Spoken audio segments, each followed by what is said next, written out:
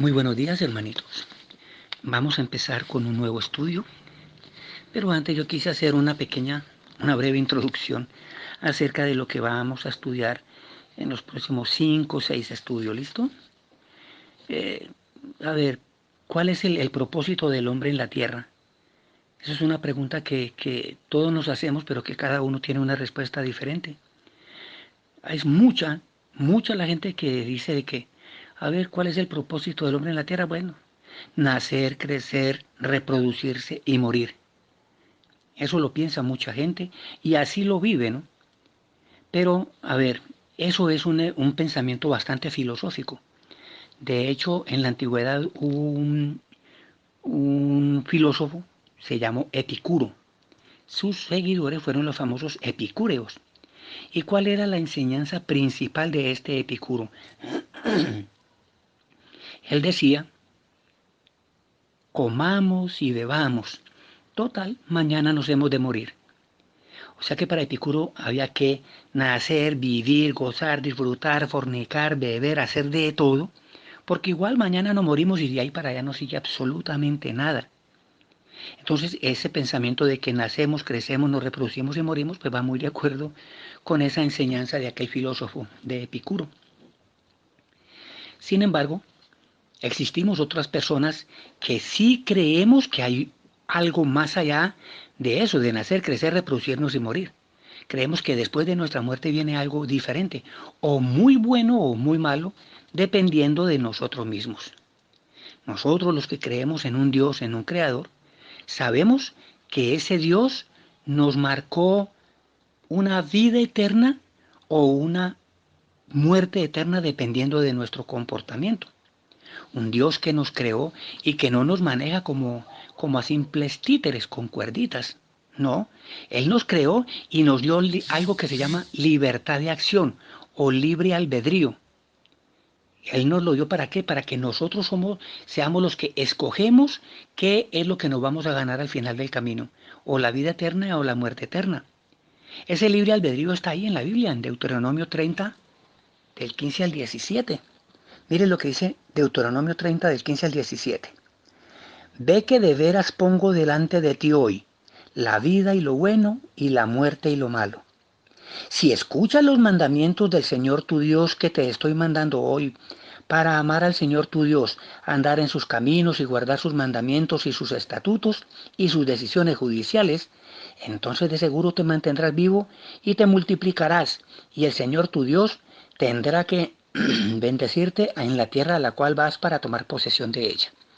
¿Ven lo que se gana uno si hacemos las cosas como Él manda, ¿no? Pero dice, ve que de veras pongo delante de ti hoy. Ese es uno de los caminos. El otro, pero si tu corazón se aparta y no escuchas y realmente te dejas seducir y te inclinas ante otros dioses y les sirves, de veras les informo hoy a ustedes que positivamente morirán. Ahí está, ese es el libre albedrío, ¿cierto? Él nos deja los dos caminos y Él nos dice, cada uno de ustedes sabrá cuál de los dos caminos escoge. Y yo les digo, hermanitos, cada uno de nosotros sabe hacia dónde van encaminados nuestros pasos, porque nadie más conoce lo que hacemos, ¿verdad? Entonces, cada uno de nosotros sabe si estamos encaminados a buscar y ganarnos esa vida eterna o esa perdición eterna. Ahora, Dios nos dice también cómo salvarnos. Es que Él no simplemente nos da libre albedrío, usted verá qué hacen, no. Él nos dice qué tenemos que hacer para salvarnos. Él nos deja las herramientas de salvación. Miren, la Biblia es una de esas herramientas, la principalísima, junto con otra que más adelante les voy a mostrar. ¿Por qué la Biblia? Porque Él es nuestro Dios, porque Él se comunica con nosotros y gráficamente la manera que Él tiene para comunicarse con nosotros es ese libro. La Biblia, esa colección de libros. Esa es la palabra de Dios y nosotros tenemos que prestarle total atención a lo que esa palabra dice.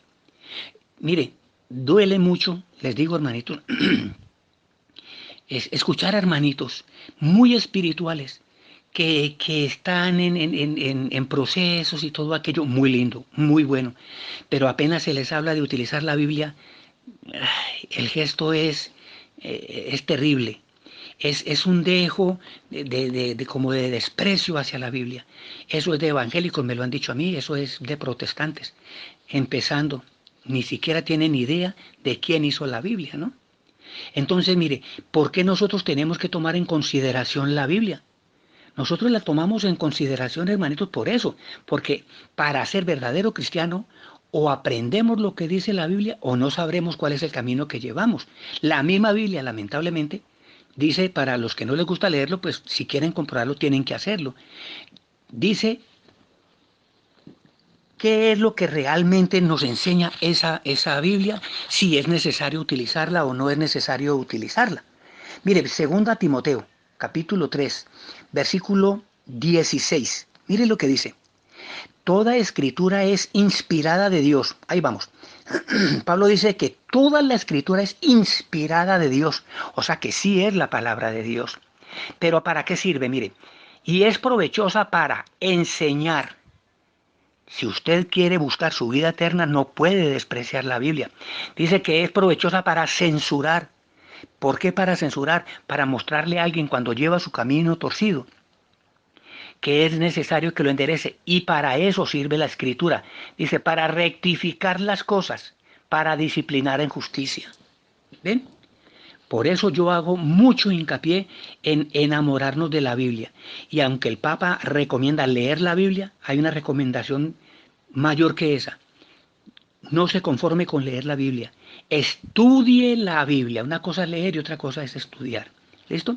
Mire, la otra herramienta, los sacramentos. Hace unos días hablamos sobre los sacramentos y hicimos algo bonito. A cada sacramento le mostramos el fundamento bíblico. ¿Para qué? Para que usted sepa, hermanito, que esos sacramentos no se los inventó un hombre, que esos sacramentos no se los inventó la iglesia, que están ahí en la Biblia. Y si están en la Biblia es porque son palabra de Dios. La otra herramienta, la fe. ¿Por qué es tan importante que sepamos qué es la fe? ¿Cuál es la fe verdadera? Porque hay tantas creencias acerca de la fe. Hay personas que dicen de que para que la fe sola basta, que no hace falta obras. Otros dicen que se hacen falta obras. Bueno, cada uno tiene un punto diferente. La Biblia es la que nos dice cuál es la verdadera fe que debemos tener para lograr esa vida eterna. Y viene el punto fundamental que es del que vamos a hablar de ahora en adelante durante una serie de estudios. La iglesia. Mire, estoy diciendo la iglesia. ¿Y por qué es tan importante? Porque en la iglesia es donde están recopilado todo lo anterior. En la iglesia. Miren, sin la iglesia no hubiera aparecido la Biblia. Y más adelante lo vamos a estudiar. En este mismo estudio más adelante lo van a ver que para los que no saben, yo sé que hay hermanitos que ya lo saben, ¿no? Pero hay otros que no lo saben. Entonces la iglesia es vital porque solo en la iglesia logramos esa vida eterna que nos ofrece nuestro Señor. ¿Y por qué digo la iglesia? Sencillo, hermanitos, porque en este momento es un dato que me llega, no sé qué tan completo sea, qué tan real sea, pero yo sí sé que va por ahí cerquita. Se habla de 80.000, óigame bien, 80.000 sectas que dicen ser cristianas. ¿Y saben qué es lo peor? Están conformadas en su gran mayoría por ex católicos, personas que se las han llevado de la iglesia y que no ha habido quien luche para tratar de que ellos vuelvan acá a la iglesia, ¿verdad? Entonces, Jesús fundó una iglesia, no 80.000. Por eso tenemos nosotros que saber cuál es la iglesia que él fundó. Y vamos a tener que estudiar muchos punticos, ¿no? Punticos. Primero, ¿por qué Jesús fundó esa iglesia? Es que eso es lo importante. ¿Qué motivó a Jesús a fundar una iglesia? Ese punto es bonito, es muy hermoso y lo vamos a estudiar. Nosotros decimos, y muy orgulloso lo decimos, Jesús es católico. Bueno, ¿por qué decimos que Jesús es católico? Y que no son palabras, son hechos, son hechos. Jesús es católico, aunque en la Biblia no aparezca la palabra católica por ningún lado, ¿verdad? El Papa, ¿cuánta crítica? ¿Cuántos hay que se han ido de la Iglesia Católica porque les han demostrado, entre comillas, que Pedro no fue el primer Papa, que eso del Papa es mentira? Bueno, hay quienes dicen de que Jesús no fundó la iglesia sobre la piedra, sobre Pedro, sino sobre la profesión de fe de Pedro. Bueno, vamos a estudiarlo. Vamos a ver si Pedro fue el primer papa, cuáles son las pruebas que están de que sí fue el primer papa y que sí es papa. Porque eso de que no aparece la palabra papa por ningún lado, pues también vamos a demostrar que sí aparece, ¿no? Otros dicen de que la iglesia la fundó el emperador Constantino. Él fue un emperador romano y que el emperador Constantino por allá en el año 313 aparece en el 313 y que en el 327 fundó la Iglesia Católica. Listo. Vamos a ver, miren, nosotros vamos a utilizar, como siempre, las escrituras, la Biblia, vamos a utilizar los hechos, vamos a utilizar la historia para demostrar todo esto, ¿verdad?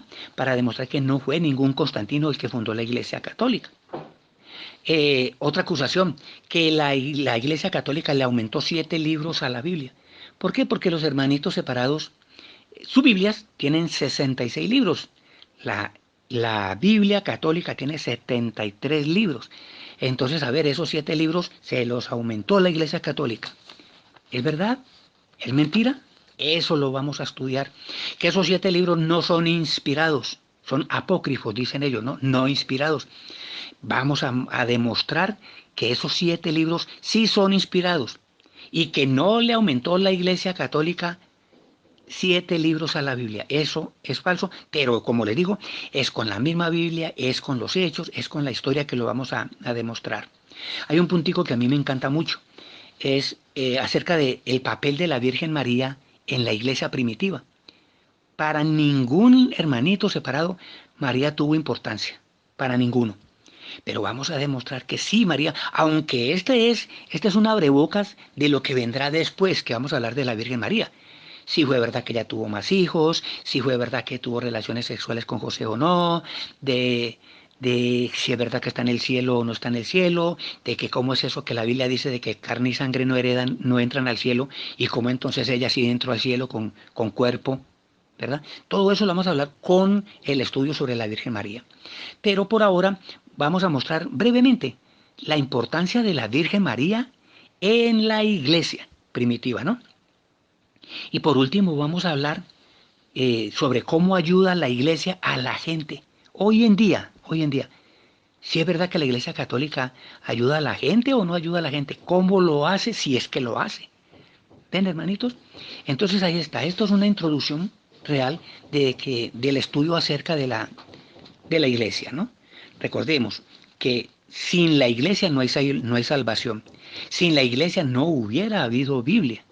Eso lo vamos a aprender. Y lo vamos a aprender así, contadito, con historia, con argumentos sólidos, con argumentos verdaderos y con la mismísima palabra de Dios. Para que de esa manera, mi intención especial es que nos empecemos a enamorar de la Biblia. Que ese desprecio, ese desdén que sentimos acerca de las Escrituras, eso tiene que quedarse atrás. Porque es imposible, es increíble que la Iglesia Católica haya creado, se haya inventado un arma, no la utilizara y ahora son los de afuera los que utilizan esa arma para atacarnos a nosotros. Estoy hablando de las Escrituras, ¿cierto? Entonces, lindo que nos enamoremos de ella, que no nos avergoncemos de ella. ¿Para qué? Para que los que estamos dentro de la iglesia, nada ni nadie nos saque de ella. Porque solo con conocimiento real y verdadero tendremos bases sólidas para saber en dónde estamos parados y para que nadie nos mueva el piso, como se dice. Para lograr de pronto que aquellos que se han ido, hombre, tengamos nosotros el conocimiento suficiente para hacerlos volver, con argumento, no con palabra de nosotros, no con que no, pero mire que usted abandonó, no, no, es mostrándole con las escrituras. Para eso dejó Dios su palabra, para eso es. ¿Se acuerda que lo leímos ahora en la segunda Timoteo, en el capítulo 3?